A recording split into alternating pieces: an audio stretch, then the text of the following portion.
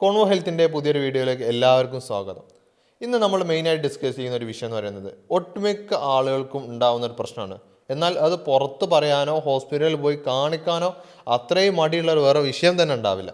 ഉദാഹരണ പ്രശ്നം തന്നെ ശീഘ്രസ്ഖലനം. ഈ രണ്ട് വിഷയങ്ങളെക്കുറിച്ചാണ് നമ്മൾ ഇന്നത്തെ വീഡിയോയിൽ നമ്മൾ ഡിസ്കസ് ചെയ്യുന്നത്. ഇത് നമ്മുടെ കൂടെ ഉള്ളത് ഡോക്ടർ ഭാഗ്യ മാം ആണ്. Q1B ഹെൽത്ത് കെയറിലെ ചീഫ് മെഡിക്കൽ ഓഫീസറാണ്.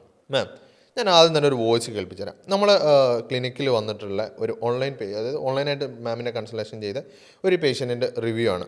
അതുകൊണ്ട് തന്നെ ശരീരത്തിന് നല്ല സുഖം തോന്നും. അത് ഞാൻ പറഞ്ഞ രോഗത്തിൻ്റെതും എനിക്കൊരു 50% ക്യൂർ ആയിട്ടുണ്ട്. ഇത് തുടർന്നാൽ എനിക്കത് ഫുള്ളായിട്ട് മാറും എന്നുള്ള ഒരു ഹോപ്പായിട്ടുണ്ട്. കണ്ടോ, ഇവർക്ക് ഉണ്ടായിരുന്ന പ്രശ്നം എന്ന് പറയുന്നത് അവർക്ക് പെട്ടെന്ന് തന്നെ വളരെ ചുരുങ്ങിയ സമയം കൊണ്ട് തന്നെ അവർക്ക് തീരെ ഉദാഹരണം ഇല്ലാത്തടത്ത് നിന്ന് അവർക്കൊരു 50% മാറി എന്നുള്ളൊരു കൺസെപ്റ്റിലേക്കാണ് അവരെത്തിയിട്ടുള്ളത്. നമുക്ക് ആ വീഡിയോ മുഴുവനായിട്ടൊന്ന് കണ്ടുവരാം. ഹായ്, ഞാൻ ജാഫർ. ഞാനിത് യൂട്യൂബിൽ കണ്ടിട്ടാണ് ഞാനൊന്ന് വിളിച്ചു നോക്കിയത്. അന്ന് 1 മന്തായി വിളിച്ചു നോക്കിയ ഡോക്ടർ ഭാഗ്യം എന്ന് പറഞ്ഞ ഡോക്ടറാണ് എനിക്ക് ഇത് ചെയ്തത്. വളരെ നീറ്റായിട്ട് എല്ലാം ചോദിച്ച് മനസ്സിലാക്കി അവർ എൻ്റെ രോഗത്തിൻ്റെ കാര്യങ്ങളെല്ലാം വളരെ വൃത്തിയാക്കി എനിക്ക് വിവരിച്ച് തന്നു. എല്ലാം സംശയങ്ങളെല്ലാം തീർത്ത് തന്നു. അവർ 2 മരുന്ന് തന്നു. പിന്നെ ഡയറ്റും എക്സസൈസും ഇതെല്ലാം വന്നിട്ട് നമ്മളെ സെബീന പറഞ്ഞു തന്നു. അവർ കറക്റ്റായിട്ട് 1 മന്ത് 3 നേരം കറക്റ്റായിട്ട് വിളിച്ച് കാര്യങ്ങൾ അന്വേഷിച്ചതുകൊണ്ട് ഞാനത് വളരെ സ്ട്രിക്റ്റായിട്ട് ഫോളോ അപ്പ് ചെയ്തിട്ടില്ലെങ്കിൽ ഒരു 75% ഫോളോ അപ്പ് ചെയ്തിട്ടുണ്ട്. അതുകൊണ്ട് തന്നെ ശരീരത്തിന് നല്ല സുഖം തോന്നും. അത് ഞാൻ പറഞ്ഞ രോഗത്തിൻ്റെതും എനിക്കൊരു 50% ക്യൂർ ആയിട്ടുണ്ട്. ഇത് തുടർന്നാൽ എനിക്കത് ഫുള്ളായിട്ട് മാറും എന്നുള്ള ഒരു ഹോപ്പായിട്ടുണ്ട്. വെയിറ്റ് നല്ല കുറഞ്ഞിട്ടുണ്ട്. ഞാൻ 82 കിലോ ഉണ്ടായിരുന്നു. ഇപ്പോൾ 77 സംതിങ് ആയിട്ടുണ്ട്. നല്ലതാണ്, വളരെ നല്ലതാണ്. ഈ സെബീന സിസ്റ്ററും വളരെ നല്ല ഉഷാറായിട്ട് കാര്യങ്ങൾ സംശയങ്ങളൊക്കെ ചോദിച്ചപ്പോൾ വളരെ ഭംഗിയായിട്ട് പറഞ്ഞു തന്നിട്ടുണ്ട്. താങ്ക് യു ഡോക്ടർക്കും നിങ്ങൾക്കും. Okay, bye. ഈ ഒരു പേഷ്യൻ്റ് മാമിൻ്റെ ഓൺലൈൻ കൺസൾട്ടേഷൻ എടുത്ത ആളായിരുന്നു. അപ്പം അവർക്ക് ഇത്ര റിസൾട്ട് ഉണ്ടെന്നുണ്ടെങ്കിൽ, അതായത് കുറഞ്ഞ സമയം അവർ ഡയറ്റും അവർ എക്സസൈസും കറക്റ്റായിട്ട് ഫോളോ അപ്പ് ചെയ്യുന്ന സമയത്ത് അവർക്ക് ചുരുങ്ങിയ സമയം കൊണ്ട് 50% മാറിയിട്ടുണ്ട് എന്നുള്ളതാണ്. അപ്പോൾ നിങ്ങളുടെ ഉദാഹരണം തീരെയല്ല പൂർണ്ണമായും നശിച്ചിട്ടുണ്ടെങ്കിലും നിങ്ങൾക്ക് തിരിച്ച് വളരെ നോർമലായി കൊണ്ടുവരാം എന്നുള്ളതാണ് ഈ ഒരു ആളുകളിൽ നിന്ന് നിങ്ങൾക്ക് മനസ്സിലാവുന്നത്. നമ്മൾ ഡോക്ടറോട് തന്നെ ചോദിക്കാം. ഡോക്ടറെ, എന്തായിരുന്നു ഇവർക്കും ഉണ്ടായിരുന്ന ഒരു ബുദ്ധിമുട്ട്? ഇപ്പം നമ്മളെടുത്ത് കൺസൾട്ടേഷന് വന്ന സമയത്ത് ആളുടെ ഒരു പ്രധാനപ്പെട്ട പ്രശ്നം എന്ന് പറയുന്നത് ഇറക്ഷൻ പ്രോബ്ലം ആയിരുന്നു. പക്ഷേ ആൾക്കൊരു റൂട്ട് കോസ് ഉണ്ടായിരുന്നു എന്നുള്ളതാണ്. അതായത് ആൾക്ക് ഡയബറ്റീസും അതുപോലെ തന്നെ ഓവർ വെയ്റ്റും ഒബീസിറ്റി ആയിട്ടാണ് ആൾ നമ്മളെടുത്ത് വന്നത്. നമ്മൾ പ്രോപ്പറായിട്ടുള്ളൊരു ഡയറ്റ് പറഞ്ഞു കൊടുത്തു. അതിൻ്റെ കൂടെ തന്നെ നമ്മളൊരു ഡയറ്റീഷ്യനെ പ്രൊവൈഡ് ചെയ്തിട്ടുണ്ടായിരുന്നു. അപ്പോൾ പ്രോപ്പറായിട്ടൊരു ഡയറ്റ് എക്സ്പ്ലെയിൻ ചെയ്ത് കൊടുത്തു. അതുപോലെ തന്നെ നല്ല രീതിയിൽ ആൾ വർക്കൗട്ട് ചെയ്തു. അതിൻ്റെ കൂടെ തന്നെ പരിമിതമായിട്ടുള്ള മെഡിസിൻസ് മാത്രമേ നമ്മൾ കൊടുത്തിട്ടുള്ളൂ. അപ്പോൾ അതിൻ്റെ ഭാഗമായിട്ട് ഒരു 1 മന്തിൽ തന്നെ ഒരു 50% ആൾക്ക് ക്യൂർ ആയി. അപ്പം ആൾ പറയുന്നുണ്ട് നമുക്ക് ഇനിയും ഫോളോ അപ്പ് എടുത്തു കഴിഞ്ഞാൽ നല്ല ചേഞ്ച് ഉണ്ടാവും എന്നുള്ളൊരു കാര്യം. അതെ, ഇതെല്ലാം നമ്മളെ കൈമ തന്നെയാണ്. അതായത് നമ്മൾ കൃത്യമായിട്ട് ഇതിനെ മാനേജ് ചെയ്യാൻ നിന്നുണ്ടോ, അല്ലെങ്കിൽ നമുക്ക് മാനേജ് ചെയ്യണം നമുക്കൊരാഗ്രഹം ഉണ്ടോ, ഇത് നടന്നിരിക്കും. കാരണം അത്രയും സിമ്പിളായിട്ട് തന്നെ നമുക്ക് മാറ്റാൻ പറ്റിയ ഒരു കാര്യം തന്നെയാണ്. അപ്പം നമ്മളെ ക്ലിനിക്കിൽ ഒരുപാട് ആളുകൾ ഇപ്പം പലപ്പോഴും നമുക്ക് വരാറുള്ള ഓൺലൈൻ കൺസൾട്ടേഷൻസിലും ആളുകൾ നേരിട്ട് വരികയാണെന്നുണ്ടെങ്കിലൊക്കെ അവർ പറയുന്നത്, ഡോക്ടറെ ഇപ്പോൾ പഴയതിനേക്കാൾ നല്ല ബെറ്റർ ആയിട്ടുണ്ട്. ഇത് തീരെ, അതായത് ഉദാഹരണം പൂർണ്ണമായി നശിച്ചിട്ട് ഭാര്യ, അത് ഫാമിലി പ്രോബ്ലം ആയിരുന്ന ആ സാഹചര്യത്തിൽ വരെ ഉള്ള പേഷ്യൻസ് വന്നിട്ട് ആ സന്തോഷം പ്രകടിപ്പിക്കുന്ന ഒരു സമയങ്ങളുണ്ട്. അത്രയ്ക്ക് ഹാപ്പി. അതായത് നിങ്ങൾക്കും ഇങ്ങനത്തെ പ്രശ്നങ്ങളുണ്ടെങ്കിൽ അത് മാറ്റിയെടുക്കാൻ പറ്റും. അതൊരു മാസം കൊണ്ട് തന്നെ നിങ്ങൾക്ക് ആ റിസൾട്ട് നിങ്ങൾക്ക് മനസ്സിലാവും. ആ രൂപത്തിൽ നമുക്ക് എന്ത് ചെയ്യാൻ പറ്റും, നമുക്ക് കൊണ്ടുപോകാൻ പറ്റും. ഇപ്പോൾ ഈ രോഗിയിലേക്ക് തന്നെ നമ്മൾ കടന്നു വരികയാണെന്നുണ്ടെങ്കിൽ അവർക്കുണ്ടായിരുന്ന ബുദ്ധിമുട്ടുകൾ എന്തൊക്കെയായിരുന്നു, അല്ലെങ്കിൽ ഇവർക്ക് ഉദാഹരണ പ്രശ്നമുള്ള കോസസ് എന്തായിരുന്നു? അപ്പോൾ ആൾക്ക് പ്രധാനമായിട്ടുള്ളൊരു കോസ് എന്ന് പറയുന്നത് ഡയബറ്റീസ് ആണ്. ഇപ്പോൾ നമ്മളൊരു ഉദാഹരണ പ്രശ്നം എടുക്കുന്നുണ്ടെങ്കിൽ ഏറ്റവും കൂടുതൽ ആളുകളിൽ കണ്ടുവരുന്ന ഒരു റൂട്ട് കോസ് എന്ന് പറയുന്നത് ഡയബറ്റീസ് ആണ്. പക്ഷേ അവർ വന്ന് പറയുന്നത് അവർക്ക് ഡയബറ്റീസ് ഉള്ള കാര്യം ചില പേഷ്യൻസ് പറയാറില്ല. അവർ ജസ്റ്റ് ഈ ഒരു ഇറക്ഷൻ പ്രോബ്ലം ഉണ്ടെന്നുള്ള കാര്യം മാത്രമേ പറയാറുള്ളൂ. അപ്പോൾ ഒരുപാട് കാരണങ്ങളുണ്ട് ഈ ഒരു ഉദാഹരണ പ്രശ്നം വരാൻ. അപ്പോൾ ആദ്യം തന്നെ നമ്മൾ നോക്കുന്ന സമയത്ത് ഒരു ഇറക്ടൈൽ ഡിസ്ഫങ്ഷൻ എന്ന് പറയുന്നത് പ്രധാനമായിട്ട് 2 രീതിയിൽ തന്നെ ആളുകളിൽ കാണിക്കാം. അതായത് ഒന്ന് കംപ്ലീറ്റ് ആയിട്ടുള്ള ഉദാഹരണം നഷ്ടപ്പെട്ടിട്ട് കാണാം. മറ്റൊന്നെന്ന് പറയുന്നത് ഉദാഹരണ കുറവായിട്ടാണ്. അതായത് ചെറിയ രീതിയിൽ ആൾക്ക് ഉദാഹരണം ഉണ്ട്. അപ്പോൾ നമ്മൾ മെഡിക്കേഷൻസ് ഒക്കെ കൊടുക്കുമ്പോൾ ആൾക്ക് കംപ്ലീറ്റ് ആയിട്ടുള്ള ഒരു ഉദാഹരണം കിട്ടുന്ന ഒരു സ്റ്റേജിലോട്ട് പോകാറുണ്ട്. അപ്പോൾ 2 രീതിയിലാണ് പ്രധാനമായിട്ടും ആൾക്ക് കാണുന്നത്. പിന്നെ മറ്റൊരു സ്റ്റേജ് എന്ന് പറയുന്ന ഒരു കണ്ടീഷനാണ് പ്രിമച്ചർ ഇജാക്കുലേഷൻ അല്ലെങ്കിൽ ശീഘ്രസ്ഖലനം എന്ന് പറയുന്നത്. അതെന്ന് പറയുമ്പം ഈ ദാമ്പത്യ ലൈംഗിക ബന്ധത്തിൽ ഏർപ്പെട്ടിട്ട് വളരെ ചുരുക്ക സമയത്തിനുള്ളിൽ ശുക്ലം പുറത്തോട്ട് വരുന്ന ഒരു കണ്ടീഷനാണ് ശീഘ്രസ്ഖലനം എന്ന് പറയുന്നത്. അപ്പം എല്ലാത്തിനും ഡിഫറൻ്റ് ആയിട്ടുള്ള ട്രീറ്റ്മെൻ്റ് ആണ് നമ്മൾ കൊടുക്കുന്നത്. അപ്പോൾ നമ്മൾ ആദ്യം കോസ് എന്താണെന്ന് മനസ്സിലാക്കും. ഇപ്പം ഒബിസിറ്റി ആണെങ്കിൽ നമ്മൾ ആളുടെ വണ്ണം കുറയ്ക്കണം, ശരീരത്തിലുള്ള ഫാറ്റ് കുറയ്ക്കണം. ഈ ഫാറ്റ് കൂടുന്ന സമയത്ത് എന്താണെങ്കിലും ശരീരത്തിൽ ഒരു ബ്ലോക്ക് ഫോർമേഷൻ ഉണ്ടായിരിക്കാം. ഞാൻ നേരത്തെ പറഞ്ഞു, ഈ ഡയബറ്റീസ് ആയിക്കോട്ടെ അല്ലെങ്കിൽ high cholesterol, high B P ഒക്കെ നമുക്ക് എടുത്തു നോക്കാം. അതിലൊക്കെ തന്നെ ഒരു പ്രശ്നം ഉണ്ടാകുന്നത് ഒരു ബ്ലോക്ക് ഫോർമേഷൻ തന്നെയാണ്. ഓക്കെ, ഇപ്പോൾ ഇതിൽ ഇവർക്ക് ഉണ്ടായിരുന്ന ബുദ്ധിമുട്ട്, ഇപ്പം ഇവർക്ക് മെയിനായിട്ട് ഉണ്ടായിരുന്ന ഒരു പ്രശ്നം എന്തായിരുന്നു? അവർക്ക് ഡയബറ്റീസ് ആയിരുന്നു, പ്ലസ് ഓവർ വെയ്റ്റും ഉണ്ടായിരുന്നു. അപ്പം അതാണ് ഒരു റീസൺ എന്ന് പറയുന്നത്. അപ്പം ഇങ്ങനെ ഒരുപാട് റീസൺസ് ഉണ്ട്. ഹൈ ബി പി, കൂടുതൽ ബി പി ആവുന്ന സമയത്ത് കൊളസ്ട്രോൾ കൂടുന്ന, ഹാർട്ട് കംപ്ലയിൻസ് നമുക്ക് എടുക്കാം. അതുപോലെ തന്നെ നമ്മുടെ നെർവ്സിന് വരുന്ന പല കംപ്ലയിൻസും, കാരണം നമ്മുടെ ബ്രെയിനും മസിൽസും നെർവ്സും എല്ലാം പരസ്പരം കോർഡിനേറ്റഡ് ആണ്. അപ്പോൾ ഇതിൽ എന്തെങ്കിലും ഒരു കോർഡിനേഷൻ പ്രോബ്ലം വന്നു കഴിഞ്ഞാൽ, ഇപ്പോൾ സ്ക്ലീറോസിസ് പേഷ്യൻ്റ് എടുക്കുക, അല്ലെങ്കിൽ പാർക്കിൻസണിസം നമ്മൾ എടുത്തു കഴിഞ്ഞാൽ, ഇപ്പം ഓവർ വെയ്റ്റ് നമുക്ക് നോക്കാം. അതുപോലെ തന്നെ ഈ കാലത്ത് ഏറ്റവും കൂടുതൽ ആളുകൾ ഒരു കണ്ടീഷനിലോട്ട് പോകുന്നതാണ് അഡിക്ഷൻ എന്ന് പറയുന്നത്. ആൽക്കഹോൾ അല്ലെങ്കിൽ സ്മോക്കിംഗ് പോലുള്ള പ്രശ്നങ്ങളിൽ കാണാം. അതുപോലെ തന്നെ പുരുഷന്മാരിൽ ഏറ്റവും വലിയൊരു പ്രശ്നമാണ് പ്രോസ്റ്റേറ്റ് ഗ്രന്ഥിക്ക് വരുന്ന നീർവീക്കം. അത് ശ്രദ്ധിക്കാതെ പോയി കഴിഞ്ഞ് കഴിഞ്ഞാൽ അവരിൽ പ്രോസ്റ്റേറ്റ് ക്യാൻസർ വരെ വരാനുള്ള ചാൻസസ് വളരെയധികം കൂടുതലാണ്. അതുപോലെ തന്നെയാണ് ഇഞ്ചുറീസ്. നമുക്ക് കൂടുതലായിട്ടും ആളുകളിൽ കാണുന്നതാണ് ഈ നട്ടലിന്, ഇടുപ്പിന്, മൂത്രസഞ്ചിക്ക്, പെനിസിനൊക്കെ വരുന്ന ഇഞ്ചുറീസ്. ചിലപ്പം അവർ ചെറിയ കാലഘട്ടത്തിലൊക്കെ നടുവടിച്ച് വീണതായിരിക്കാം. അത് ആ സമയത്ത് നമുക്ക് ചെറിയൊരു വേദനയായിട്ട് അതങ്ങ് പോയിട്ടുണ്ടായിരിക്കാം. പിന്നീട് വരുന്നൊരു പ്രശ്നമായിരിക്കാം ഇത്.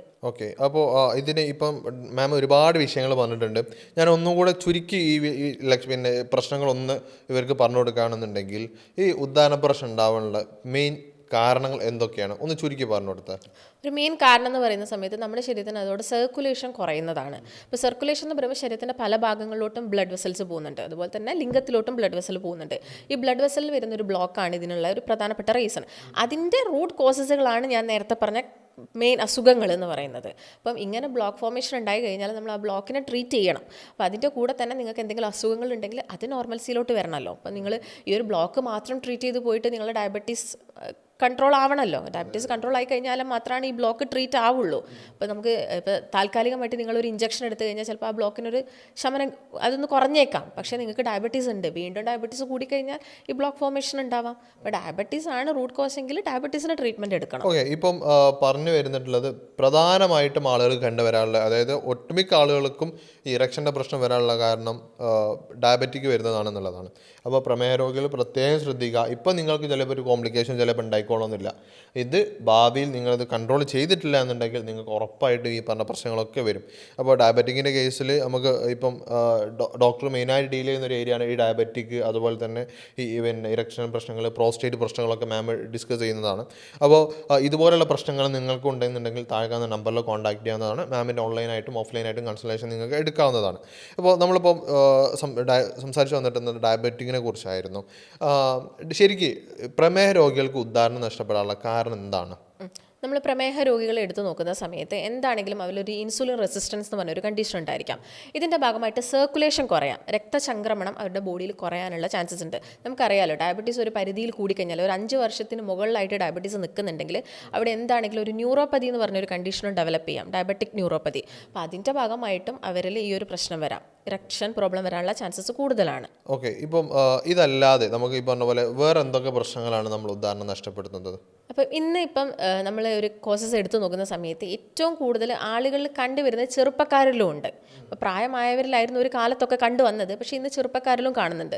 ഇതിനുള്ള ഒരു പ്രധാനപ്പെട്ട റീസൺ എന്ന് പറയുന്നത് ഓവർ വെയ്റ്റ് ആണ്. വെയിറ്റ് കൂടുന്നത് കൊണ്ടാണ്. നന്നായിട്ട് നമ്മൾ ഫാസ്റ്റ് ഫുഡ് കഴിക്കുന്നുണ്ട്, അതിന് വേണ്ട അത്രയുള്ളൊരു എക്സസൈസോ കാര്യങ്ങളോ ഒന്നും ചെയ്യുന്നില്ല, വയറ് കൂടുന്നു ശരീരത്തിൽ. നിങ്ങൾ ചിന്തിച്ച് നോക്കുക, ഈ ലിംഗം എന്ന് പറയുന്നത് നമ്മുടെ വയറിന് താഴോട്ട് വരുന്ന ഒരു ഏരിയ ആണ്. അപ്പോൾ നമ്മുടെ വയറിൻ്റെ ഭാഗത്ത് വരുന്ന ഒരു വണ്ണം എന്ന് പറയുന്നത് ഫ്യൂച്ചറിൽ അവർക്ക് ഒരു ബ്ലോക്ക് ഫോർമേഷന് നല്ലൊരു കാരണമാണ്. അപ്പോൾ നമുക്ക് വയറ് കൂടുന്നതും ഓവർ വെയ്റ്റ് ആവുന്നതൊക്കെ പുരുഷന്മാരിൽ, അതായത് യങ്സ്റ്റേഴ്സിൽ ഇത് വലിയൊരു റീസണാണ്. അതാണ് കല്യാണം കഴിക്കുന്നതിന് മുൻപേ അവർക്ക് ഇങ്ങനെയുള്ള പ്രോബ്ലംസ് സ്റ്റാർട്ട് ആവുന്നത്. അപ്പോൾ ഫുഡ് ഹാബിറ്റ്സിൽ വന്ന ചേഞ്ചസ് നമ്മൾ എന്താണെങ്കിലും അതൊന്ന് നോർമലൈസ് ചെയ്ത് കൊണ്ടുവരണം. അപ്പോൾ ഡോക്ടർ പറയുന്നത് കുടവയറുണ്ടോ ഉദാഹരണ പ്രശ്നം ഉണ്ടാവും എന്നുള്ളതാണല്ലേ? ചാൻസസ് കൂടുതലാണ്. ഇപ്പം ഇതുപോലെ നമുക്ക് ഇപ്പം മെയിനായിട്ടുള്ള ആളുകൾ സിമ്പിളായിട്ട് ചോദിക്കുകയാണെന്നുണ്ടെങ്കിൽ ശരിക്കും ഈ ഉദാഹരണ പ്രശ്നം ഉണ്ടാക്കുന്ന ഭക്ഷണങ്ങൾ എന്തൊക്കെയായിരിക്കും? ഉദാഹരണ പ്രശ്നങ്ങൾ ഉണ്ടാകുന്ന ഭക്ഷണങ്ങൾ എന്ന് പറയുമ്പോൾ നമുക്ക് പ്രധാനമായിട്ടും പറയാൻ പറ്റുന്നത് ഫാസ്റ്റ് ഫുഡ് തന്നെയാണ്. ഫാസ്റ്റ് ഫുഡ് നമ്മൾ അമിതമായിട്ട് കഴിക്കുന്നത്, അത് കരുതിയിട്ട് നിങ്ങൾ വീട്ടിൽ നിന്ന് ഉണ്ടാക്കി കഴിക്കുന്ന ചോറ് പ്രശ്നക്കാരനല്ല എന്ന് ഞാൻ പറയുന്നില്ല. ചോറും വലിയൊരു പ്രശ്നക്കാരൻ തന്നെയാണ്. ഇപ്പോൾ നമുക്കറിയാം, ചോറ് കഴിച്ച് കഴിഞ്ഞാലും ഇപ്പോൾ നമ്മൾ പഞ്ചസാര കൂടുതലായിട്ടുള്ള ഫുഡുകൾ കഴിച്ച് കഴിഞ്ഞാലും ഇപ്പോൾ മൈദ എടുത്ത് കഴിഞ്ഞാലും ഇതൊക്കെ നിങ്ങളുടെ ശരീരത്തിനകത്ത് ഒരു ഊർജ്ജം തന്നിട്ട് പിന്നെ അത് ഫാറ്റായിട്ടാണ് സ്റ്റോർ ചെയ്യുന്നത്. ഈ ഫാറ്റ് കൂടുക എന്ന് പറയുന്നത് നമ്മുടെ ശരീരത്തിന് നമുക്കറിയാം ഒരുപാട് ബുദ്ധിമുട്ടുകൾ ഉണ്ടാക്കും. അത് ഫാറ്റി ലിവർ മാത്രമല്ല ഉണ്ടാക്കുന്നത്, ഡയബറ്റീസ് ഉണ്ടാക്കാം, അതുപോലെ തന്നെ ഉദാഹരണ പ്രശ്നങ്ങളും ഉണ്ടാക്കാം. ഓക്കെ. ഇപ്പം നമ്മളിതിൽ സംസാരിച്ചതിൻ്റെ വിഷയമാണ്. അപ്പോൾ ഷുഗറിൻ്റെ കാര്യങ്ങൾ സംസാരിച്ചിട്ടുണ്ട്. ഇപ്പോൾ എല്ലാവരും ചെയ്യുന്നൊരു കാര്യമാണ്, പിന്നെ ഷുഗർ കൂടുമെന്ന് വിചാരിച്ചിട്ട് പിന്നെ പഞ്ചസാര മുഴുവനായിട്ട് ഒഴിവാക്കും. ഇപ്പോൾ ഷുഗർ വരുമെന്ന് പേടിച്ച് നമ്മൾ പഞ്ചസാര പൂർണ്ണമായിട്ട് ഒഴിവാക്കേണ്ടതുണ്ടോ? ഇപ്പോൾ ഞാനൊരു കേസ് നോക്കുന്ന സമയത്ത് ഇപ്പോൾ നമ്മൾ ഏറ്റവും കൂടുതൽ കാണുന്നത് ഈ യങ്സ്റ്റേഴ്സിൻ്റെ ഇടയിൽ അവർ പഞ്ചസാര ഇല്ലാത്ത ചായ വാങ്ങി കുടിക്കും. അതിൻ്റെ കൂടെ തന്നെ അവർ നന്നായിട്ട് എണ്ണക്കടികൾ കഴിക്കും. അപ്പം അവർ വിചാരിച്ചിരിക്കുന്നത് ഏറ്റവും വലിയ വില്ലൻ പഞ്ചസാരയാണെന്നാണ്. പക്ഷേ ഈ എണ്ണക്കടികളോ മറ്റുള്ള ഐറ്റംസോ ഒന്നും അവർ തിങ്കിങ്ങേ ചെയ്യുന്നില്ല. പക്ഷേ നമ്മൾ ചെറിയ അളവിലൊരു ഷുഗർ എടുത്തു കഴിഞ്ഞാൽ വലിയ പ്രശ്നങ്ങളൊന്നും ഉണ്ടാവില്ല. നിങ്ങളിപ്പം നന്നായിട്ട് ബാക്കിയുള്ള കാര്യങ്ങളൊക്കെ കൺട്രോൾ ചെയ്യുന്നുണ്ട്, എക്സസൈസ് ചെയ്യുന്നുണ്ട്, അപ്പം ഇങ്ങനെയുള്ള കാര്യങ്ങളൊക്കെ ചെയ്യുമ്പോൾ ഒരു ചെറിയ ഷുഗർ എടുത്താൽ വലിയ പ്രശ്നമല്ല. പക്ഷേ അവർ ചെയ്യുന്നൊരു മിസ്റ്റേക്ക് എന്താ, ബാക്കിയുള്ള ഐറ്റംസൊക്കെ നന്നായിട്ട് കഴിക്കുന്നു, എക്സസൈസ് ഒന്നുമില്ല, ഷുഗർ അങ്ങോട്ട് കട്ട് ചെയ്യുന്നു. അത് വലിയൊരു മാറ്റമൊന്നും അവരുടെ ബോഡിയിൽ ഉണ്ടാക്കാൻ പോകുന്നില്ല. അതിൻ്റെ കാരണങ്ങൾ സംസാരിച്ചു, അതിൻ്റെ എന്താണ് അതിൻ്റെ കോംപ്ലിക്കേഷൻ എന്നുള്ളത് സംസാരിച്ചു, ഒക്കെ സംസാരിച്ചു. അതിനുള്ള ചോദ്യം പിന്നെ നമ്മൾ പലപ്പോഴും കേട്ടിട്ടുള്ളൊരു സാധനമാണ്, ഹാർട്ട് അറ്റാക്ക് വരുന്നതിന് മുമ്പേ കാണുന്ന ഒരു ലക്ഷണമാണ് ഉദാഹരണ പ്രശ്നം എന്ന് പറഞ്ഞിട്ടുള്ളത്. അത് ശരിയാണോ? അത് ഏറെക്കുറെ ശരിയാണ്. അതിനുള്ളൊരു റീസൺ, അറ്റാക്ക് വരുന്ന സമയത്ത് അവരിൽ കാണിക്കുന്നത് എന്താണ്, ബ്ലോക്കാണ്. ഈ ബ്ലഡ് വെസലിൽ കാണിക്കുന്നത് ബ്ലോക്കാണ്. ഈ ബ്ലോക്ക് എന്ന് പറയുന്നത് ശരീരത്തിൻ്റെ പല ഭാഗങ്ങളിലും ഉണ്ടാവാം. അപ്പം അത് എവിടെയൊക്കെയാണോ ബ്ലഡ് വെസൽസ് പോകുന്നത് അവിടെയൊക്കെ ഈ ഒരു ബ്ലോക്ക് ഫോർമേഷൻ ഉണ്ടാവാം. അപ്പോൾ അതിൽ പ്രധാനപ്പെട്ട ഒരു ഏരിയ ആണ് പെനിസ് എന്ന് പറയുന്നത്, ലിംഗത്തിലോട്ടുള്ള ബ്ലഡ് സർക്കുലേഷൻ. അപ്പോൾ അവിടെയും ബ്ലോക്ക് ഉണ്ടാവാം. അപ്പം അതിന് മുൻപായിട്ട് കാണിക്കുന്ന ഒരു പ്രശ്നമാണ് ഉദാഹരണക്കുറവ്. അതിൻ്റെ ഭാഗമായിട്ട് പിന്നീട് മെയിൻ പ്രോബ്ലം എന്ന് പറയുന്നത് അറ്റാക്കാണ്. അപ്പോൾ ഇത് നമ്മൾ അത്ര നിസ്സാരമാക്കി എടുക്കാറില്ല. പക്ഷേ അറ്റാക്ക് വന്ന് അതിന് കുറച്ച് മുൻപായിട്ട് അവരിൽ കാണിച്ചൊരു സിംറ്റം ആയിരിക്കാം ഈ ഒരു ഉദാഹരണ പ്രശ്നം എന്ന് പറയുന്നത്. പക്ഷേ എല്ലാവരിലും ഇത് ഉണ്ടാവണം എന്നില്ല. ഓക്കെ.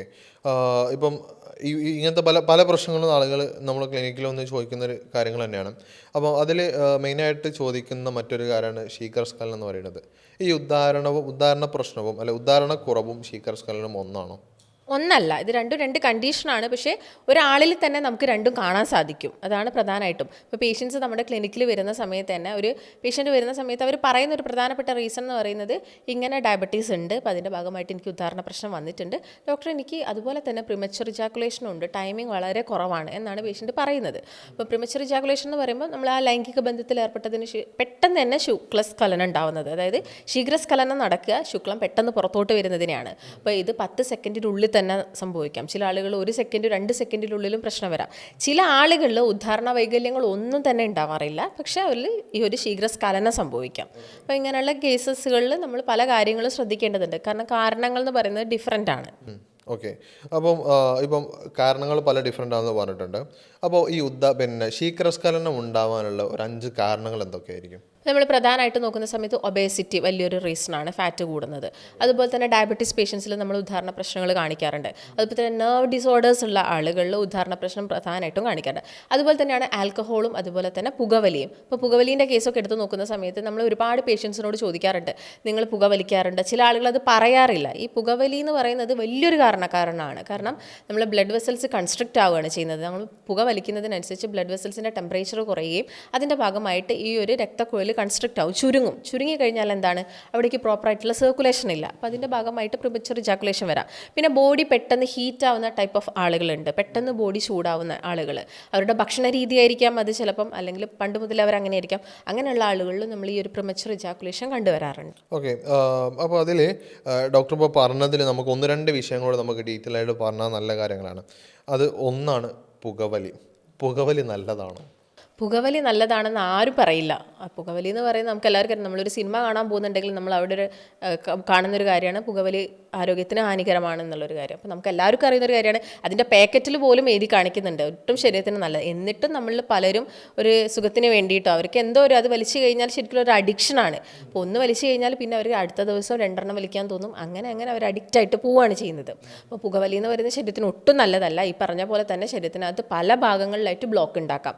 അതൊന്ന് പ്രധാനമായിട്ടും നമ്മുടെ ഹാർട്ടിലോട്ട് പോകുന്ന ബ്ലഡ് വെസൽസിൽ ഉണ്ടാക്കാം, അതുപോലെ തന്നെ പെനിസിലോട്ട് പോകുന്ന ബ്ലഡ് വെസൽസിൽ ഉണ്ടാക്കാം. കാലിലോട്ട് പോകുന്ന ബ്ലഡ് വെസൽസ് നമുക്കറിയാം ബേർജേഴ്സ് ഡിസീസ് അതിൻ്റെ ഭാഗമായിട്ട് വരുന്നതാണ്.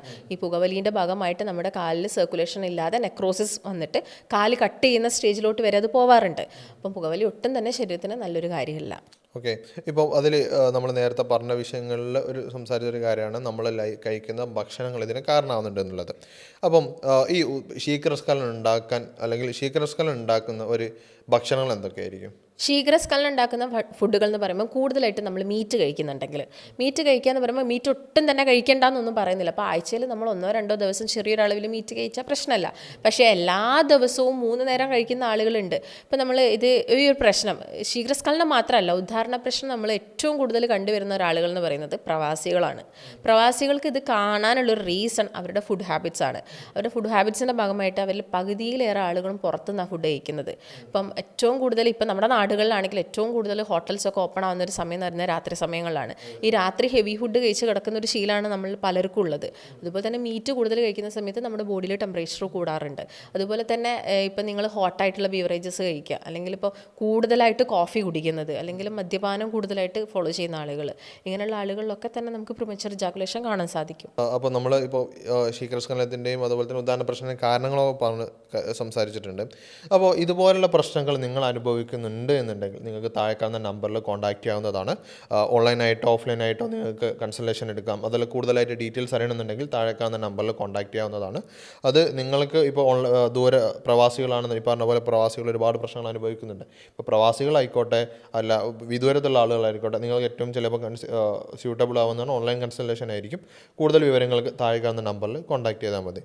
ഇപ്പോൾ ശീഘ്രസ്ഖലനം പറയുന്ന സമയത്ത് നമ്മൾ പലപ്പോഴും കേട്ടുള്ള സമയത്താണ് ആദ്യ രാത്രിയിൽ എത്തുന്ന സമയത്ത് ശീഘ്രസ്ഖലനം ഉണ്ടാകുന്നുണ്ടത്.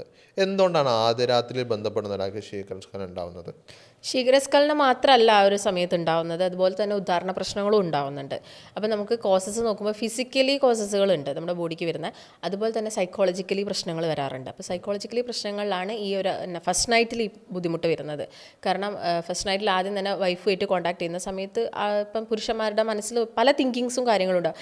ആൻസൈറ്റി ഉണ്ടാവാം, അവർക്ക് ചിലപ്പം ഒരു ടെൻഷൻ ആയിരിക്കാം. ഓക്കെ, ഇത് ഞാൻ സക്സസ് ആയിട്ടില്ലെങ്കിൽ വൈഫിൻ്റെ മുന്നിൽ ഞാൻ അവിടെ കൊച്ചായി പോവുമോ അല്ലെങ്കിൽ ചെറുതായി പോവുമോ, അതങ്ങനെയുള്ള ഒരുപാട് മാനസികമായിട്ട് അവരിലൊരു സ്ട്രെസ്സും കാര്യങ്ങളും ഉണ്ടാകുന്നതിൻ്റെ ഭാഗമായിട്ട് നമുക്ക് ഈ പ്രശ്നങ്ങൾ വരാം. കാരണം ഞാൻ പറഞ്ഞല്ലോ, നമ്മുടെ ബ്രെയിനും നമ്മുടെ ശരീരവും പല ഭാഗങ്ങളായിട്ട് കോർഡിനേറ്റഡ് ആണ്. ഈ കോർഡിനേഷൻ നഷ്ടപ്പെടും, നെർവ്സും മസിൽസിൻ്റെ ഒക്കെ കോർഡിനേഷൻ നഷ്ടപ്പെടുന്ന സമയത്ത് ഈ ബുദ്ധിമുട്ടുകൾ ഉണ്ടാവാം. ഓക്കെ, അപ്പോൾ അതുപോലെ തന്നെ നമ്മൾ ഡിസ്കസ് ചെയ്യേണ്ട ഒരു വിഷയം തന്നെയാണ് പോൺ അഡിക്ഷൻ എന്ന് പറയുന്നത്. അല്ലെങ്കിൽ ഈ പോൺ അഡിക്ഷനും മാസ്റ്റർബേഷനും എങ്ങനെയാണ് ഈ ശീഘ്രസ്ഖലനം ബാധിക്കുന്നത്? പോൺ അഡിക്ഷൻ എന്ന് പറയുന്ന സമയത്ത് അവർ പോൺ വീഡിയോസ് ഒരുപാട് കാണും. അപ്പോൾ ഇങ്ങനെ കണ്ടു കഴിയുന്ന സമയത്ത് അവർ കൂടുതലായിട്ട് ഈ ഒരു മാസ്റ്റർബേഷൻ ചെയ്യാനുള്ള ടെൻഡൻസി കൂടുകയാണ് ചെയ്യുന്നത്. ചിലപ്പോൾ അവർക്ക് പാർട്ട്ണർ ഉണ്ടാവില്ല, അല്ലെങ്കിൽ അവർ മാരീഡ് ആയിരിക്കില്ല. അപ്പം അവരിത് കണ്ടിട്ട് ഇങ്ങനെ സ്വയം മാസ്റ്റർബേഷൻ ചെയ്യുന്ന സമയത്തായിരിക്കും അവർ കുറച്ചും കൂടി ഒന്ന് പ്രീതി അവരിൽ ഉണ്ടാവുന്നത്. അപ്പം ഇത് ഒരുപാട് കാലം നിങ്ങൾ കണ്ടിന്യൂസ് ആയിട്ട് മാസ്റ്റർബേഷനൊക്കെ ചെയ്യുക, അല്ലെങ്കിൽ 7 ഡേയ്സ് വീക്കിൽ 7 ഡേയ്സ് നിങ്ങൾ ചെയ്യുന്നുണ്ടെങ്കിൽ അത് നമ്മുടെ അവിടെ ഒരു നെർവ്സ് ഡാമേജ് ആണ് ഉണ്ടാക്കുന്നത്. അപ്പോൾ ഇങ്ങനെ ഒരു നെർവ് ഡാമേജ് ഉണ്ടായി കഴിഞ്ഞാൽ അവിടേക്കുള്ള കോർഡിനേഷനും കാര്യങ്ങളും നഷ്ടപ്പെടുന്നു, സർക്കുലേഷൻ പ്രോപ്പർ ആവുന്നില്ല, അതുപോലെ തന്നെ ഇങ്ങനെയുള്ള ബുദ്ധിമുട്ടുകൾ കണ്ടുവരുന്നു. അപ്പോൾ ഡോക്ടറെ, നമ്മളിപ്പോൾ സംസാരിച്ചല്ലോ ഈ പോൺ അഡിക്ഷനും മാസ്റ്റർബേഷനും. ഈ പോൺ അഡിക്ഷനും മാസ്റ്റർബേഷനും നമുക്ക് പൂർണ്ണമായിട്ട് നിർത്താൻ പറ്റും? പൂർണ്ണമായിട്ട് നിർത്തുക എന്ന് പറയുന്ന സമയത്ത് മാസ്റ്റർബേഷൻ കംപ്ലീറ്റ് ആയിട്ട് സ്റ്റോപ്പ് ചെയ്യാമെന്ന് നമ്മൾ ആരോടും പറയുന്നില്ല. ഇപ്പോൾ വീക്കിലി വൺസൊക്കെ മെയിൽസ് അത് ഫോളോ ചെയ്യുന്നതുകൊണ്ട് യാതൊരു പ്രശ്നവുമില്ല. അതുവഴി അവർ സെക്ഷലി ആക്റ്റീവ് ആവുകയാണ് ചെയ്യുന്നത്. അപ്പം അത് കുറച്ചാരോ അഡിക്ഷൻ നിർത്തണമെങ്കിൽ നമ്മൾ പ്രധാനമായിട്ടും ഒന്ന് എൻഗേജ്ഡ് ആയിട്ടിരിക്കുക. അതായത് കൂടുതൽ സമയം നമ്മൾ മറ്റെന്തെങ്കിലും കാര്യങ്ങളിൽ സ്പെൻഡ് ആവുക. നമ്മൾ ഒറ്റയ്ക്കിരിക്കുന്ന സമയത്ത് നമുക്ക് ഒരുപാട് തിങ്കിങ്സും കാര്യങ്ങളൊക്കെ വരുന്നു. അല്ലെങ്കിൽ ഇപ്പോൾ നമുക്ക് നമ്മുടെ ഫ്രണ്ടിന് ഒരു പാർട്ട്ണർ ഉണ്ട്, അപ്പം അവർ ഒരുമിച്ചിരിക്കുന്ന സമയത്തൊക്കെ ഇവരിലൊരു ഫീലും കാര്യങ്ങളൊക്കെ വരും. അതിൻ്റെ ഭാഗമായിട്ട് ഒരുപാട് പേര് ഇങ്ങനെ ചെയ്യാറുണ്ട്. അപ്പം അങ്ങനെയുള്ള കാര്യങ്ങളൊക്കെ ഒഴിവാക്കി നമ്മുടെ ക്ലോസ് ഫ്രണ്ട്സിൻ്റെ കൂടെ നിങ്ങൾ കൂടുതൽ സമയം സ്പെൻഡ് ചെയ്യുക, അല്ലെങ്കിൽ മറ്റെന്തെങ്കിലും ഒരു ഫിലിം കാണാൻ പോവുക, അല്ലെങ്കിൽ നമുക്ക് ഇഷ്ടപ്പെട്ട എന്തെങ്കിലും കാര്യങ്ങളൊക്കെ ചെയ്യുക. അപ്പം ഇതാണ് നമ്മൾ അത് ഒഴിവാക്കാനുള്ള കാര്യങ്ങൾ ചെയ്യേണ്ടത്. ഓക്കെ, ഇപ്പോൾ നമ്മൾ മുമ്പ് ഞാൻ ഫസ്റ്റ് തന്നെ നിങ്ങൾക്ക് ഒരു വീഡിയോ കാണിച്ചു തന്നിട്ടുണ്ടായിരുന്നു. അതായത് നമ്മൾ ക്ലിനിക്കിൽ ഓൺലൈനായിട്ട് വന്ന പേഷ്യൻറ്റിൻ്റെ ഒരു ഫീഡ്ബാക്ക് വീഡിയോ ആയിരുന്നു. അപ്പം അവരതിലുണ്ടായിരുന്നത് അവർക്ക് ഉദാഹരണ പ്രശ്നത്തിൻ്റെയും പിന്നെ ടൈമിങ്ങിൻ്റെ ആയിക്കോട്ടെ, അവർക്ക് ഈ പ്രശ്നങ്ങളൊക്കെ തന്നെ ഉണ്ടായിരുന്നു. ഷുഗർ ഉണ്ടായിരുന്നു, പിന്നെ അതുപോലെ ഓവർ വെയ്റ്റ് ഉണ്ടായിരുന്നു. ഇതെല്ലാം നമുക്ക് കംപ്ലീറ്റ് ആയിട്ട് 1 മാസം കൊണ്ട് മാറിയിട്ടുണ്ട്. അപ്പോൾ ഡോക്ടറെ, ഇതെങ്ങനെയാണ് 1 മാസം കൊണ്ട് പൂർണ്ണമായി മാറ്റാൻ പറ്റിയത്? അല്ലെങ്കിൽ ഇവർക്ക് എന്താണ് ഒരു 5 കിലോ അവർ 1 മാസം കൊണ്ട് തന്നെ വെയിറ്റ് കുറഞ്ഞെന്ന് പറഞ്ഞു. ഇതെങ്ങനെയാണ് ഒരു മാസം കൊണ്ട് ഇവർക്ക് പ്രശ്നം മാറിയത്? ആൾ ആ വീഡിയോയിൽ തന്നെ പറയുന്നുണ്ട്, ഡോക്ടർ എനിക്ക് 2 മെഡിസിനേ തന്നിട്ടുള്ളൂ, അപ്പോൾ ഞാൻ കൃത്യമായിട്ടുള്ളൊരു ഡയറ്റ് എടുത്തു, എക്സസൈസ് ചെയ്തു, ഡയറ്റീഷ്യൻ കറക്റ്റായിട്ട് അവരെ ലീഡ് ചെയ്തു ആ ഒരു 1 മന്തെന്ന്. അപ്പോൾ നമ്മൾ പ്രധാനമായിട്ടും ഫോക്കസ് ചെയ്തത് അവരുടെ ഒരു ലൈഫ് സ്റ്റൈൽ ചേഞ്ചസ് ആണ്. ലൈഫ് സ്റ്റൈൽ ചേഞ്ചസ് എന്ന് പറയുമ്പോൾ ഡയറ്റ് നമ്മൾ ഇൻക്ലൂഡ് ആക്കി, അതുപോലെ തന്നെ എക്സസൈസും കൊടുത്തു. അപ്പോൾ ആ ഡയറ്റ് കൃത്യമായിട്ട് എടുത്തു, ഡയബറ്റീസ് കുറഞ്ഞു. വന്ന സമയത്ത് അവർക്കൊരു HbA1c എന്ന് പറയുന്നത് 7 പോയിൻറ്റ് സംതിങ് ഒക്കെ ഉണ്ടായിരുന്നു, അതൊരു നോർമൽ റേഞ്ചിലോട്ട് വന്നു. അതുപോലെ തന്നെ ഒരു 5 kgs ഒരു മാസം കൊണ്ട് തന്നെ അവർക്ക് കുറയ്ക്കാൻ പറ്റി. അപ്പോൾ എന്നാലും ആൾക്ക് ചില മിസ്റ്റേക്കുകളൊക്കെ ചെയ്തു, ആ ഒരു 1 മന്തിൽ ചെയ്തിട്ടുണ്ട്. എന്നിട്ടും ആൾക്കൊരു 50% മാറ്റം വന്നു വിത്ത് ലിമിറ്റഡ് മെഡിസിൻസ് കൊണ്ട് തന്നെ. അപ്പോൾ നല്ലൊരു രീതിയിൽ നിങ്ങളെല്ലാവരും ഡയറ്റ് എടുത്ത് എക്സസൈസ് ചെയ്ത് നമ്മുടെ മെഡിസിൻസും കാര്യങ്ങളൊക്കെ ഫോളോ ചെയ്യുന്നുണ്ടെങ്കിൽ നമുക്കൊരു മാസം കൊണ്ട് തന്നെ നല്ല റിസൾട്ടും കാര്യങ്ങളും വരും. ഓക്കെ, അപ്പോൾ നിങ്ങൾക്ക് ഇതൊരു പ്രശ്നം ഉണ്ടെങ്കിൽ, അതായത് നിങ്ങൾ ഇതുപോലുള്ള ബുദ്ധിമുട്ട് അനുഭവിക്കുന്നുണ്ടെങ്കിൽ, ശീഘ്രസ്ഖലനായിക്കോട്ടെ, പ്രോസ്റ്റേറ്റിൻ്റെ പ്രശ്നമായിക്കോട്ടെ, ഉദ്ധാരണ പ്രശ്നമായിക്കോട്ടെ, ഇതിൻ്റെ എന്ത് വിഷയങ്ങൾ ഉണ്ടെന്നുണ്ടെങ്കിൽ നിങ്ങൾക്ക് ഇത് നല്ലൊരു റിസൾട്ടിലേക്ക് നിങ്ങൾക്ക് കൊണ്ടുപോകാൻ പറ്റും. ഇപ്പോൾ കഴിഞ്ഞ ദിവസം നമ്മുടെ അടുത്ത് വന്നൊരു പേഷ്യൻറ്റ്, നമ്മളെ ക്ലിനിക്കിൽ വന്നിട്ടുണ്ടായിരുന്ന ഒരു പേഷ്യൻറ്റ്, അവരുടെ ഫീഡ്ബാക്കോട് ഞാൻ ഇതിൽ ആഡ് ചെയ്യാം.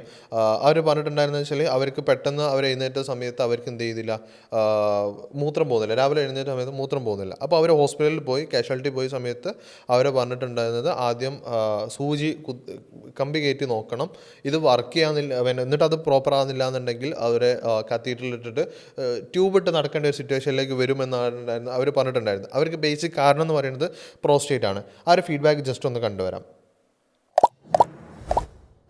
ഡോക്ടറെ നമസ്കാരം. മെഡിസിൻ എനിക്ക് കിട്ടി, ഞാനത് കഴിച്ചു തുടങ്ങി. എനിക്ക് നല്ല മാറ്റമുണ്ട്. കുറച്ച് ദിവസം തന്നെ എനിക്ക് നല്ല മാറ്റം വന്നിട്ടുണ്ട്.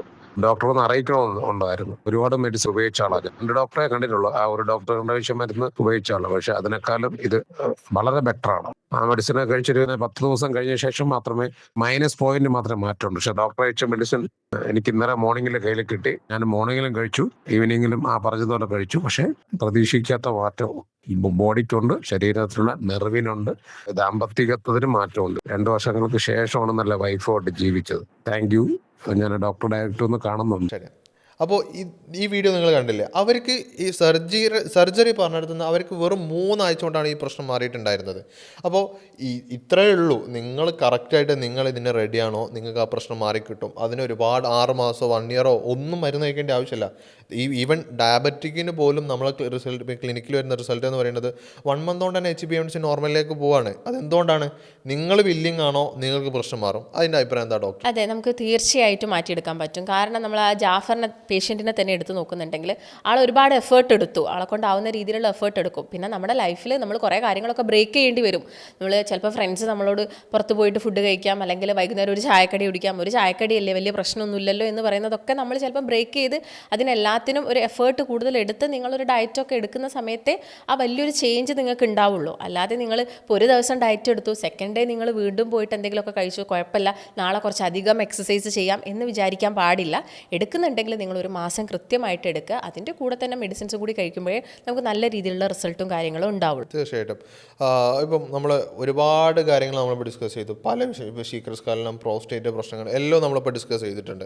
ഇപ്പോൾ അതിൽ ഒരു കാര്യം കൂടി നമുക്ക് സംസാരിക്കേണ്ട ഒരു വിഷയമാണ് വയാഗ്ര എന്ന് പറയുന്നത്. പല ആളുകളും ഇന്ന് ചെറുപ്പക്കാരൊക്കെ പ്രത്യേകിച്ച് എടുക്കുന്ന ഒരു കാര്യമാണ് വയാഗ്ര എന്ന് പറയുന്നത്. കാരണം അവർക്ക് പാർട്ണറായിട്ട് ചിലപ്പോൾ എപ്പോഴെങ്കിലും കിട്ടുന്ന ടൈമിംഗ് ആയിരിക്കും. പക്ഷേ ആ സമയത്ത് അവർ വയാഗ്ര ഉപയോഗിച്ചിട്ട് കൂടുതൽ സമയത്ത് അവർക്ക് സെക്സ് ചെയ്യാം എന്നുള്ള രൂപത്തിലാണ് വയാഗ്ര എടുക്കുന്നത്. ഈ വയാഗ്ര എടുത്താലുള്ള പ്രശ്നങ്ങൾ എന്തൊക്കെയായിരിക്കും? അല്ലെ വയാഗ്ര നല്ലതാണോ?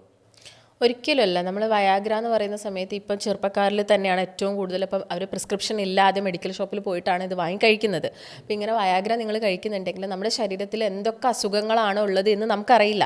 ഇപ്പം ഈ ചെറുപ്പക്കാരിലും ഇത് വന്നത് ഒരു പക്ഷേ ഡയബറ്റീസിൻ്റെ സ്റ്റാർട്ടിങ് ആയിരിക്കാം, അവരിൽ കൊളസ്ട്രോൾ ഉണ്ടായിരിക്കാം. ഇതൊന്നും അറിയാതെ അവർ ചിലപ്പം വയാഗ്ര എടുത്തു കഴിഞ്ഞ് കഴിഞ്ഞാൽ അതിൻ്റെ ഒരു സൈഡ് എഫക്റ്റ് ബോഡിയിൽ കാണിക്കാം. ചിലപ്പോൾ അവർ BP കൂടുകയും അല്ലെങ്കിൽ അറ്റാക്കിൻ്റെ സാധ്യതകളൊക്കെ ഒരുപാട് കൂടുതലാണ്. അതുപോലെ തന്നെയാണ് പ്രായമായിട്ടുള്ള ആളുകളും, അവരുടെ ബോഡിയിലും ഒരുപാട് ചേഞ്ചസ് നടന്നുകൊണ്ടിരിക്കുക. അപ്പോൾ ഇതൊന്നും അറിയാതെ നിങ്ങൾ ഒരു മെഡിസിൻ ഒരു ഡോക്ടറുടെ പ്രിസ്ക്രിപ്ഷൻ ഇല്ലാതെ കഴിക്കുന്നത് തന്നെ വലിയൊരു പ്രശ്നമുള്ളൊരു കാര്യമാണ്. ഓക്കെ, ഇപ്പം നമുക്ക് ഇപ്പോൾ വയാഗ്ര ഇഷ്യൂ ആണെന്ന് ഡോക്ടർ പറഞ്ഞു.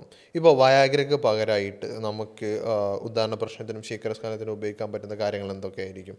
പിന്നെ നമ്മുടെ ആയുർവേദത്തിൻ്റെ കേസൊക്കെ നോക്കുകയാണെങ്കിൽ ഒരുപാട് മെഡിസിൻസ് ഉണ്ട്. അപ്പോൾ അതിൻ്റെ സൈഡ് എഫക്റ്റ് എന്ന് പറയുന്നത് നെഗ്ലിജിബിൾ ആണ്. അപ്പോൾ നമുക്ക് വലിയ സൈഡ് എഫക്റ്റോ കാര്യങ്ങളോ ഒന്നുമില്ല. പക്ഷേ നിങ്ങളൊരു വയാഗ്ര എടുത്താൽ ചിലപ്പോൾ നിങ്ങൾക്ക് പെട്ടെന്ന് എന്തായിരിക്കും ഉദാഹരണം കിട്ടുമായിരിക്കും. ഇപ്പം നമ്മളൊരു ആയുർവേദ മെഡിസിൻസ് അല്ലെങ്കിൽ ഹോമിയോ മെഡിസിൻസ് ഒക്കെ കഴിക്കുന്നുണ്ടെങ്കിൽ കുറച്ച് സമയം എടുക്കും, പക്ഷേ നമുക്ക് വേറെ ബുദ്ധിമുട്ടുകളൊന്നുമില്ല. അപ്പം നമുക്ക് സമയം എടുത്ത് കഴിക്കാൻ പറ്റുന്ന ഒരുപാട് മെഡിസിൻസ് ആയുർവേദത്തിലുണ്ട്. ഇപ്പം അശ്വഗന്ധ ചൂർണ്ണമാണെങ്കിലും ത്രിഫല ചൂർണ്ണമൊക്കെ ആണെങ്കിലും അതിൻ്റെ പ്രോപ്പറായിട്ടുള്ള രീതിയിൽ നിങ്ങൾ കഴിക്കുന്നുണ്ടെങ്കിൽ മാറ്റങ്ങൾ വരും. അതുപോലെ തന്നെയാണ് നിങ്ങൾ നായ്ക്കുരണ പരിപ്പ്, ഇതൊക്കെ എല്ലാവരും കേൾക്കുന്ന കാര്യങ്ങളാണ്. അപ്പോൾ അതൊക്കെ നമുക്ക് ട്രൈ ചെയ്യാം. അതുപോലെ തന്നെ പ്രൊമച്ചർ ഇജാക്കുലേഷനൊക്കെ ആണെങ്കിൽ നമ്മൾ ഭക്ഷണത്തിലും കൂടി ചേഞ്ചസ് വരുത്തണം. നമ്മൾ മെഡിസിൻസ് മാത്രം കഴിച്ചു കഴിഞ്ഞാൽ നമുക്ക് മാറ്റങ്ങൾ വരില്ല.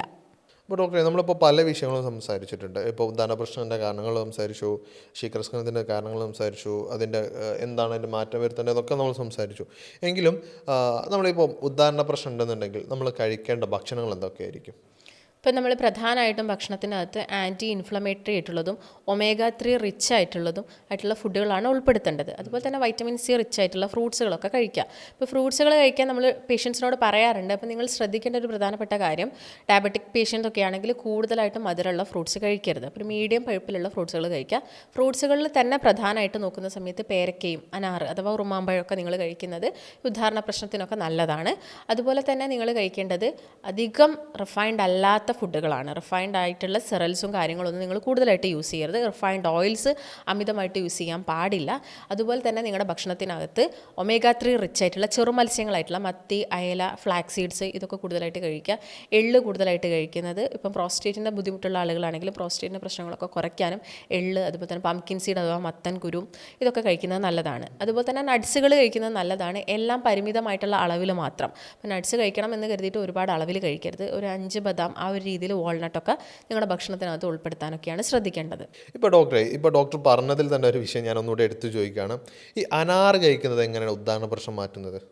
അപ്പോൾ നമ്മൾ പറഞ്ഞു, ഈ ഒരു ഉദാഹരണ പ്രശ്നത്തിൽ ഏറ്റവും വലിയൊരു കോസ് എന്ന് പറയുന്നത് ബ്ലഡ് സർക്കുലേഷനിലുള്ള കുറവാണ്. അപ്പോൾ ഈ ഒരു ബ്ലഡ് സർക്കുലേഷൻ കൂട്ടാൻ അനാർ എന്ന് പറഞ്ഞ ഫ്രൂട്ട് നല്ല രീതിയിൽ ഹെൽപ്പ് ചെയ്യുന്നുണ്ട്. അതുകൊണ്ട് നമുക്കൊരു ഹാഫ് അനാറൊക്കെ ഒരു ദിവസം കഴിക്കാവുന്നതാണ്. അതുപോലെ തന്നെ അനാർ നമുക്കറിയാം, ഒരു ബ്ലഡ് കുറഞ്ഞു പോയാൽ തന്നെ നമ്മളൊരു ഹാഫ് അനാർ കഴിക്കുന്നുണ്ടെങ്കിൽ പെട്ടെന്ന് തന്നെ HB ലെവലൊക്കെ കൂടും. അതുകൊണ്ട് നമുക്ക് അനാർ കഴിക്കാവുന്നതാണ്. ഇപ്പോൾ ഡോക്ടർ അതിൽ രക്തയോട്ടം കൂടുന്ന വിഷയങ്ങൾ പറഞ്ഞു. അപ്പോൾ അതിൽ തന്നെ ഞാൻ ഒരു സംശയം കൂടി ചോദിക്കുകയാണ്. നമ്മൾ ശരീരത്തിൽ ബ്ലഡ് സർക്കുലേഷൻ കൂട്ടാൻ വേണ്ടിയിട്ട് അല്ലെങ്കിൽ നമ്മളെ രക്തം കൂടാൻ വേണ്ടിയിട്ട് നമുക്ക് എന്തൊക്കെ ഭക്ഷണങ്ങൾ കഴിക്കാൻ പറ്റും? അപ്പം നമുക്ക് കൂടുതലായിട്ടും നൈട്രിക് ഓക്സൈഡ് റിച്ച് ആയിട്ടുള്ള ചീര, മുരിങ്ങയുടെ ഇല വിഭാഗത്തിൽ പെടുന്ന എല്ലാം തന്നെ നമുക്ക് കഴിക്കാവുന്നതാണ്. അതുപോലെ തന്നെ ബീട്രൂട്ട് കഴിക്കുന്നത് നല്ലതാണ്. അതുപോലെ തന്നെ ഫ്ലാവനോയിഡ്സ് കൂടുതലായിട്ടുള്ള ഫ്രൂട്ട്സുകൾ, ഇപ്പം ആപ്പിളൊക്കെ ഫ്ലാവനോയിഡ്സ് കൂടുതലാണ്. അപ്പം അങ്ങനെയുള്ള ഫ്രൂട്ടുകളൊക്കെ നിങ്ങളുടെ ഭക്ഷണത്തിൽ ഉൾപ്പെടുത്താൻ വേണ്ടിയിട്ടാണ് ശ്രദ്ധിക്കേണ്ടത്. ഓക്കെ, ഇപ്പം ഭക്ഷണത്തിൻ്റെ കാര്യങ്ങളാണ് നമ്മൾ മെയിനായിട്ട് ഇപ്പോൾ ഇതിൽ ഡിസ്കസ് ചെയ്യുന്നത്. എന്തൊക്കെ കഴിക്കാം, എന്തൊക്കെ കഴിക്കരുത് എന്നുള്ള വിഷയങ്ങൾ തന്നെയാണ്.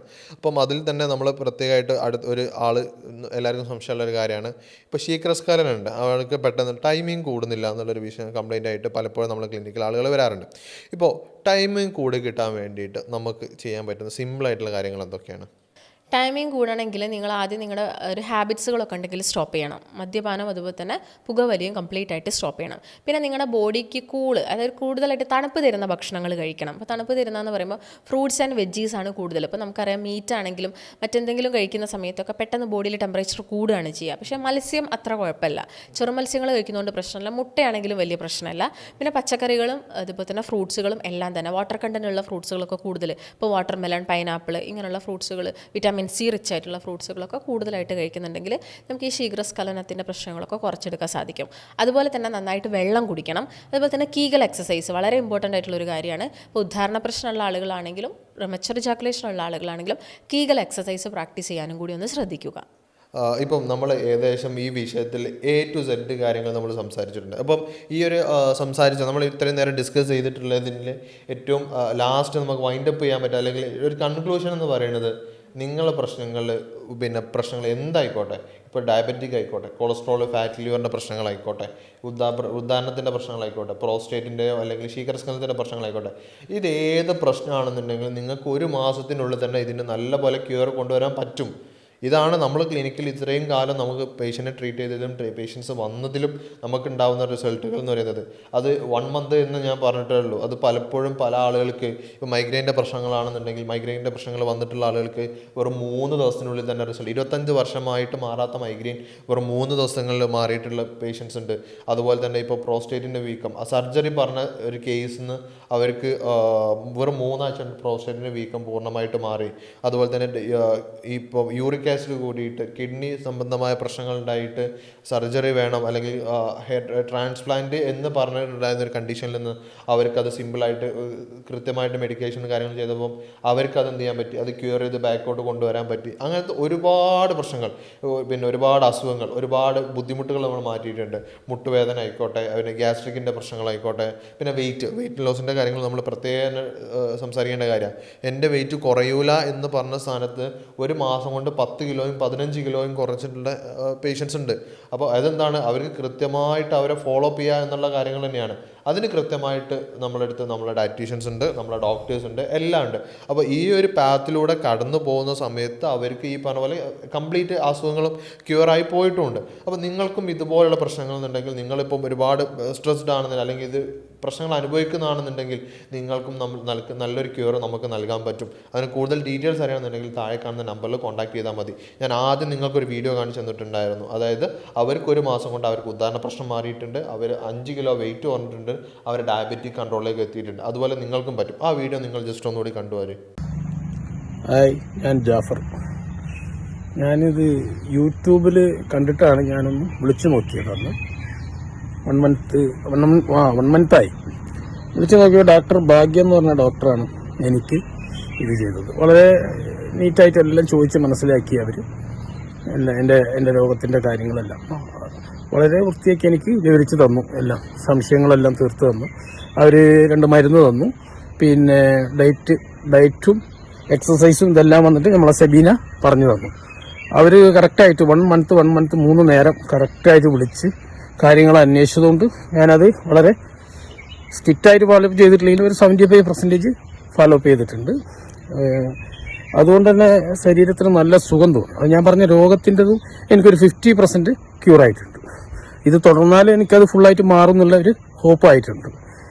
വെയിറ്റ് നല്ല കുറഞ്ഞിട്ടുണ്ട്. ഞാൻ 82 കിലോ ഉണ്ടായിരുന്നു, ഇപ്പോൾ 77 സംതിങ് ആയിട്ടുണ്ട്. നല്ലതാണ്, വളരെ നല്ലതാണ്.